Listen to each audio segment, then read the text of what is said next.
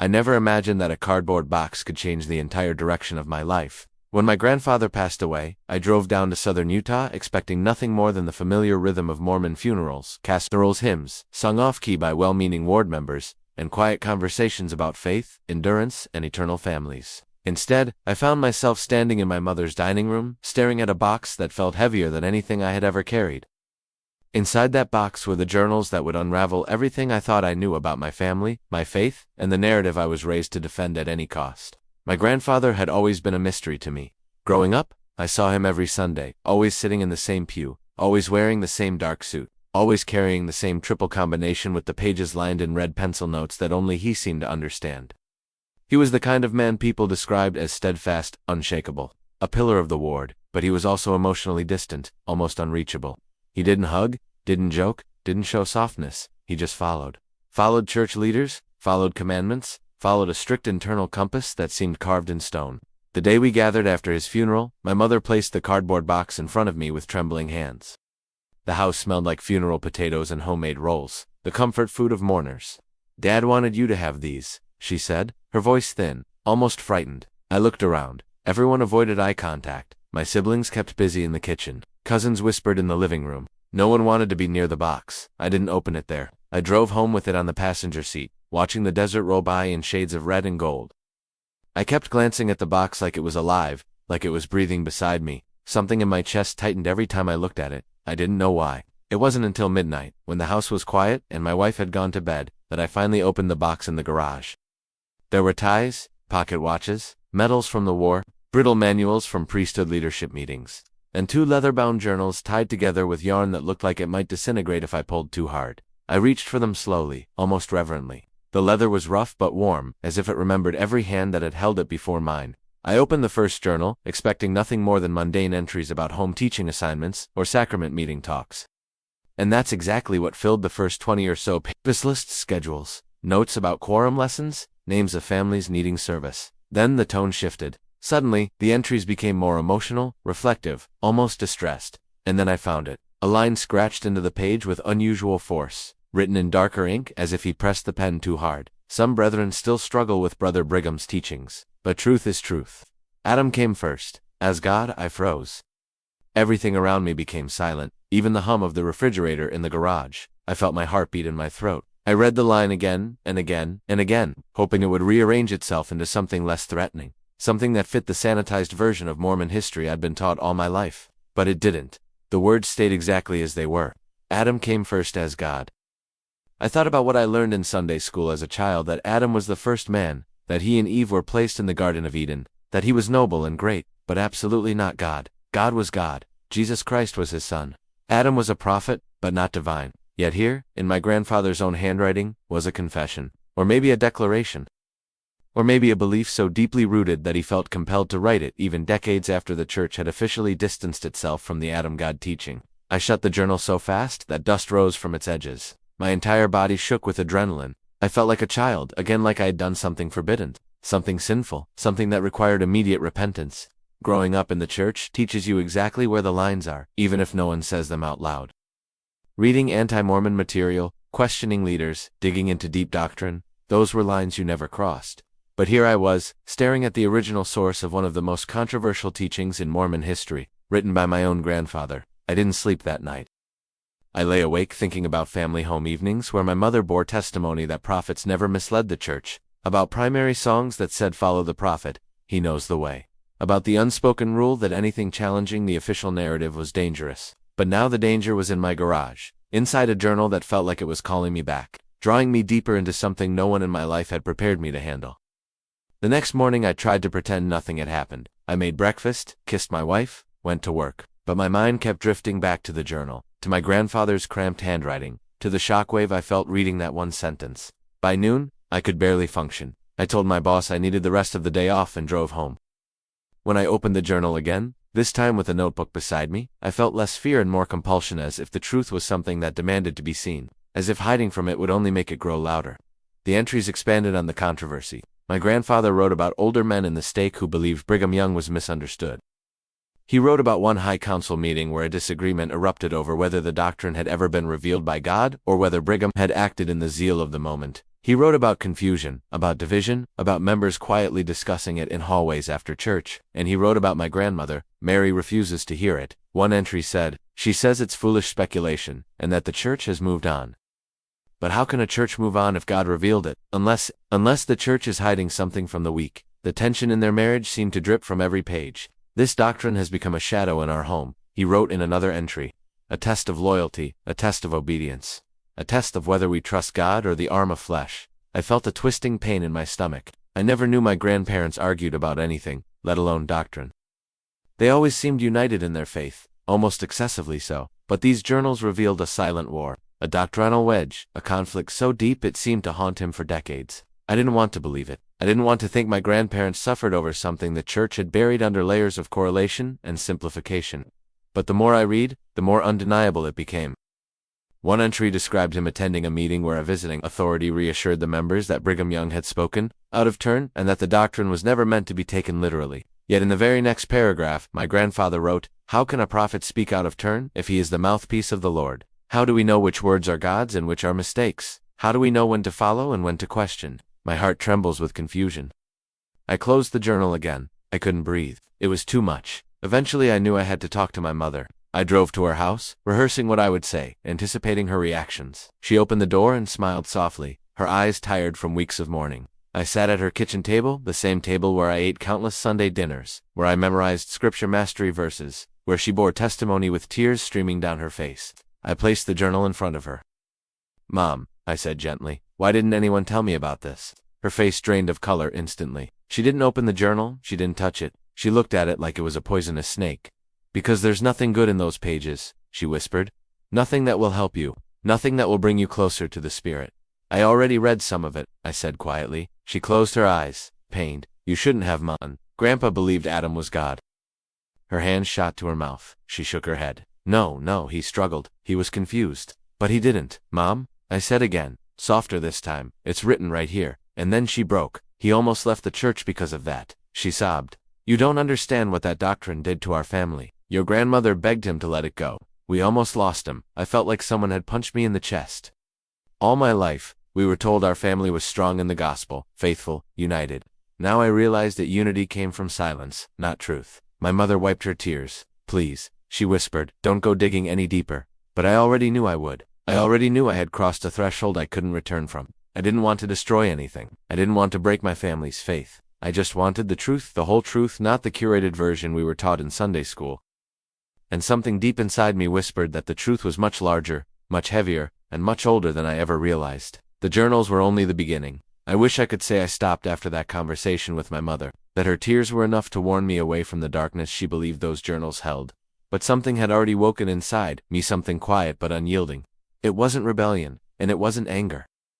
It was more like a pull, a gravity drawing me toward something hidden, a truth I had been circling my whole life without ever daring to look at directly. For days, I tried to ignore the feeling. I went to work, mowed the lawn, attended church, nodded politely during sacrament meeting talks about obedience and faithfulness. But in every moment of stillness, my grandfather's handwriting resurfaced in my mind, whispering questions I no longer had the strength to silence. What else was buried in those journals? What else had my family endured in silence? What else had the church quietly rewritten? One evening, after everyone had gone to bed, I went back to the garage and opened the second journal. The leather cracked under my fingers, as if protesting its resurrection. This one was older, filled with small, tight handwriting that seemed more emotional, more frantic, as if my grandfather had been fighting some internal battle while writing it. The first entry I read was dated 1947. I heard Brother Jensen today speak with such fire about Adam God that I felt shaken. He said Brigham Young spoke plainly, and if he was wrong, then everything we believe could crumble. How can a prophet be wrong on something so fundamental? And if he was right, why does the church speak no more of it? I am afraid of the questions I carry, but I cannot cast them away. I felt my breath catch. I could almost see my grandfather young, newly married, earnest, trying to reconcile loyalty with truth. And in that moment, I realized something painful. He had lived the same inner turmoil I was experiencing now. The confusion, the guilt, the fear of betraying everything he loved, the fear of being wrong, and the deeper fear of being right.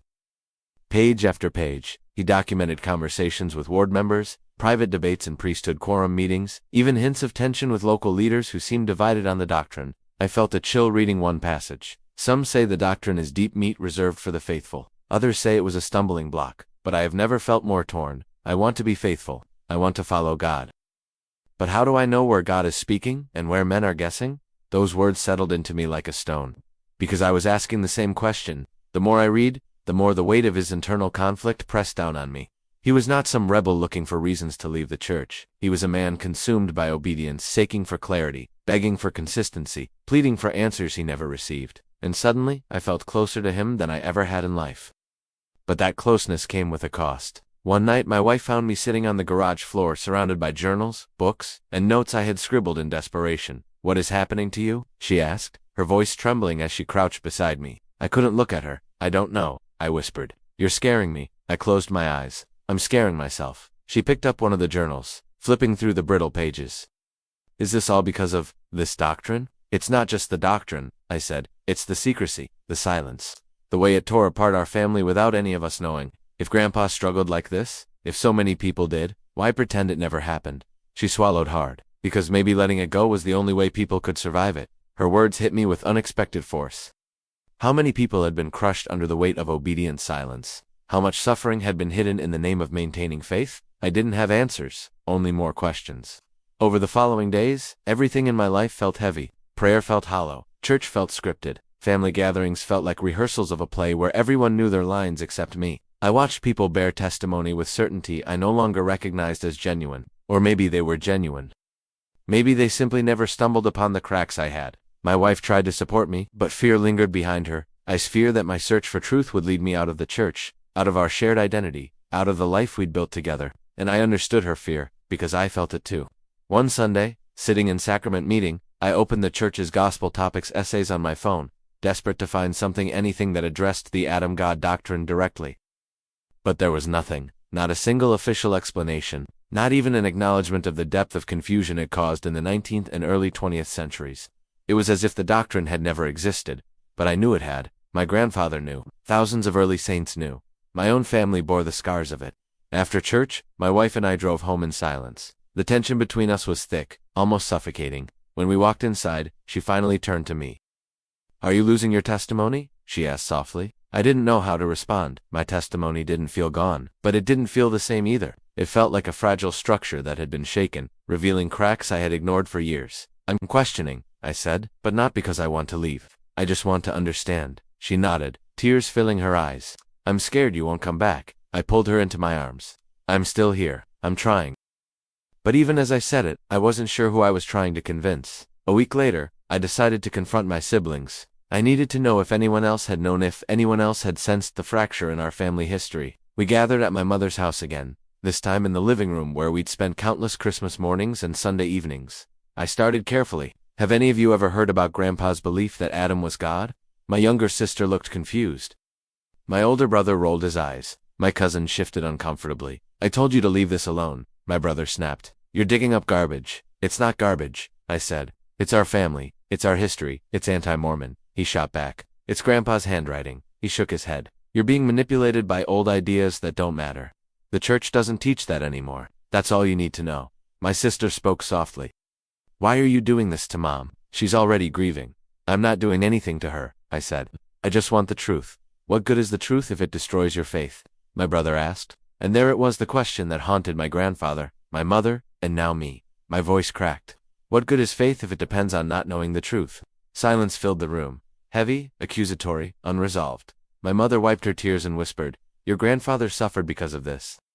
Please don't let it ruin you too." But something inside me refused to shrink back into ignorance. I needed to know what had happened. I needed to know why the church had so thoroughly buried the doctrine. I needed to understand why generations of my family had carried the wound in silence. A few days later, I found myself at the old stake center where my grandfather had served. The building smelled like old carpet and polished wood, exactly as it had when I was a child. I asked the clerk's office if they had any old records, but they directed me to a retired stake clerk, an elderly man named Brother Whitaker, who now lived up the street. His house looked exactly like you'd expect a lifelong Mormon's home to look. A framed picture of the Salt Lake Temple in the entryway, a small bookshelf full of scriptures and conference reports, a crocheted CTR sign hanging beside the stairs. When I mentioned my grandfather's name, his eyes softened. "He was a good man," he said, "a thoughtful man, but he carried heavy questions." I asked carefully, "Questions about Adam God?" His shoulders fell slightly. He nodded. "Those were complicated times. Many of the men in the stake struggled with that doctrine. It wasn't as clear-cut as the church makes it sound now. I felt a rush of validation. What happened? He sighed. People did what they always do. They tried to stay faithful. They buried their doubts. They suffered quietly. Some believed Brigham Young was inspired. Some believed he was mistaken, but no one dared talk about it openly. Not without consequences. Consequences, I echoed. He nodded again. Questioning the wrong thing back then could cost you callings, community, family, respect. Maybe more. I felt a chill run through me. My grandfather must have lived in constant fear of questioning, fear of believing, fear of being wrong, fear of being right. Before I left, Brother Whitaker placed a hand on my shoulder. Your grandfather wasn't weak, he said. He was honest. Too honest for the times he lived in. Driving home, I really cried for the first time since reading the journals. I cried for my grandfather, for the young man he once was, for the confusion that had eaten at him for decades. I cried for my mother and her fear. I cried for myself, because I finally understood that I was part of a cycle that had started long before I was born. A cycle of silence, a cycle of obedience, a cycle of fear disguised as faith. And something inside me whispered that it was time to break it. In the days after visiting Brother Whitaker, something in me shifted. I stopped running from the questions that had taken root inside me. Instead of fearing them, I let them surface. I let myself feel the weight of everything my grandfather had carried, the confusion he endured, the silence he was forced to keep, the tension that shaped the very foundation of my family long before I was born. I felt a strange responsibility growing inside me, an urge not to let those buried struggles disappear into another generation of polite LDS whispers and Sunday morning smiles. But with that responsibility came an ache. I couldn't ignore a heaviness that seeped into every corner of my life. I found myself drifting during ward council meetings. Lessons about obedience felt hollow. Testimonies about prophets never leading us astray made my chest tighten.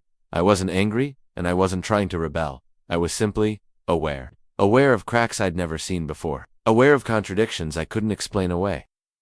Aware of the human fragility beneath the polished surface of a church that had raised me. My wife noticed the change. One night, she sat beside me on the couch, her hand resting gently on my knee. You're quieter, she said softly. Not Gunja's far away. I leaned back, staring at the dim ceiling light. I feel like I'm carrying someone else's life, I whispered. Like Grandpa's confusion didn't die with him. It passed to Dad, then to Mom, and now it's sitting in me. She hesitated.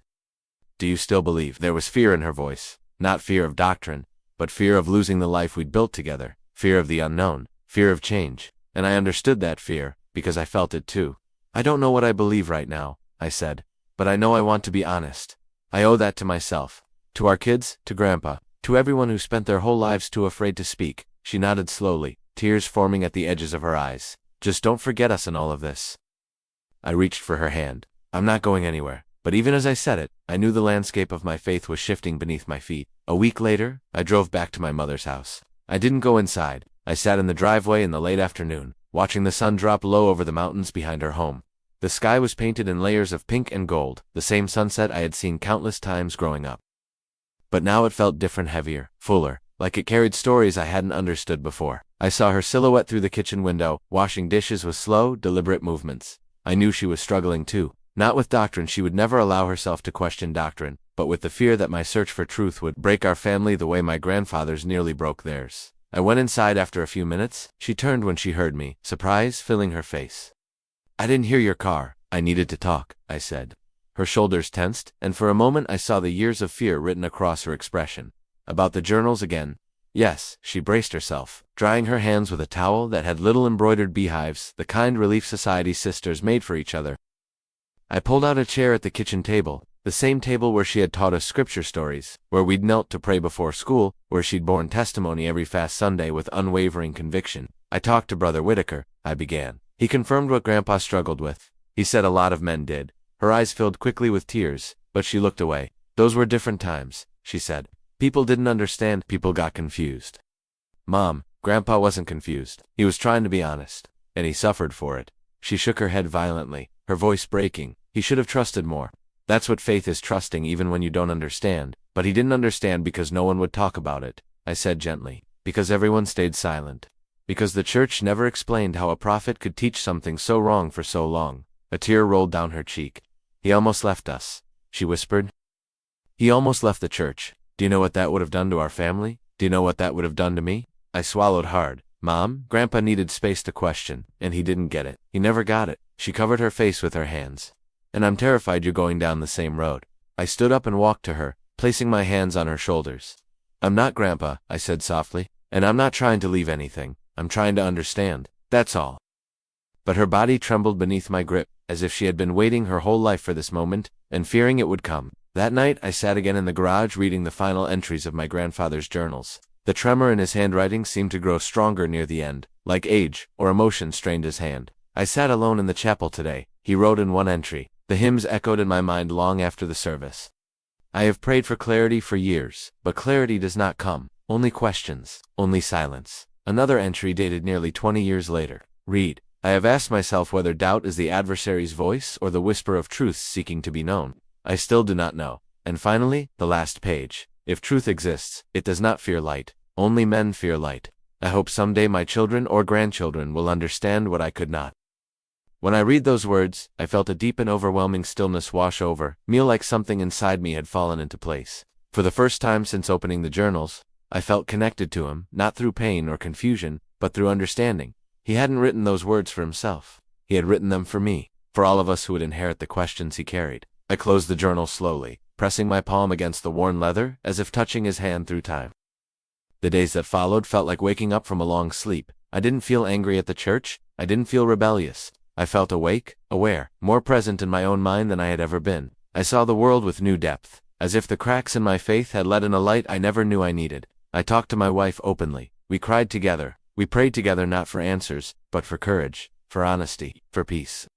One evening, we sat outside on the porch, wrapped in blankets, watching the desert wind sweep across the yard. She leaned her head on my shoulder. "Do you think your grandfather ever found peace?" she asked. I thought about it for a long time. "I think he found moments," I said. "Little pieces of it, enough to get him through." I paused. "And I think he wanted someone in the family to finish what he couldn't." She nodded gently. "Maybe that someone is you."